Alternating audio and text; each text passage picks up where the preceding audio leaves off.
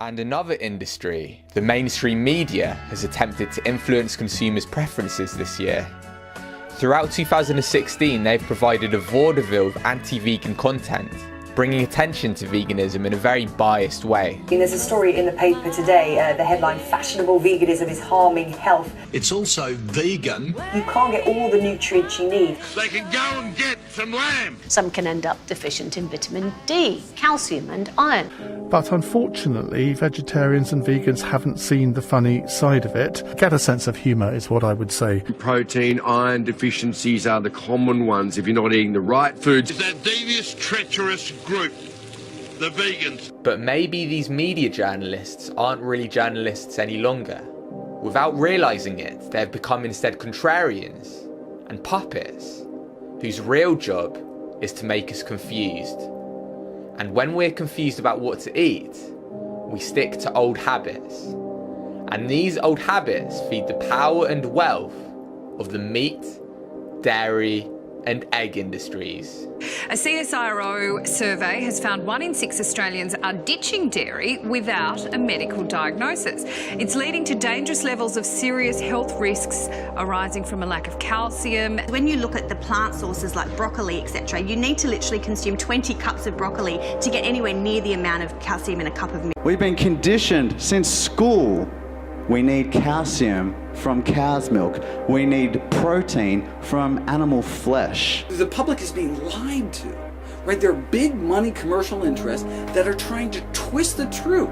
And it became stranger when the Washington Post ran an article implicating Dr. Greger's website nutritionfacts.org, which was bizarrely accused of being part of a Russian propaganda campaign, an indication once again of the mainstream media's anti-vegan rhetoric.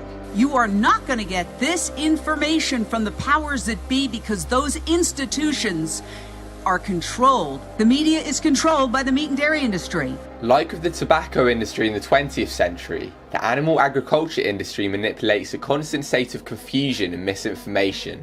And whenever there is opposition, industry absorbs it, for example by using the Animal Enterprise Terrorism Act. This act, which is still in force in 2016 and used against animal rights activists, states that anyone disrupting the business of an animal enterprise is committing an act of terrorism. If you just affect the profits of this industry, even by telling the truth, you can be considered doing something breaking the law, at least in this country. That is how powerful this industry is. Hunting videos were actively promoted by YouTube, but vegan educational videos were often censored.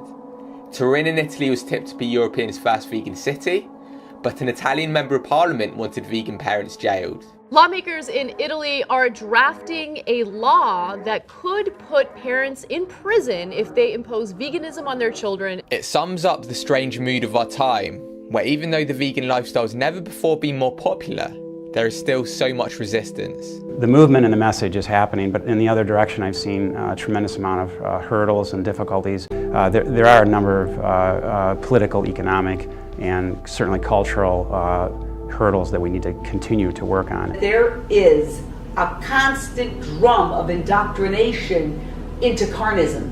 So you're hit with billboards as you're driving, and you're hit with commercials that subliminally connect eating meat to everything from sex appeal to patriotism to status to all sorts of things. And these are just subliminal manipulations to keep people eating meat because people are making money off of it. I'm in despair over the deception that's misleading the public. With all this propaganda, the animals don't have a chance. We're running up against some we're walking into some tall grass. We're fighting, big pharma and big dairy, and that's going to be hard. It's a steep hill to climb sometimes, but it's worth it because this is the truth.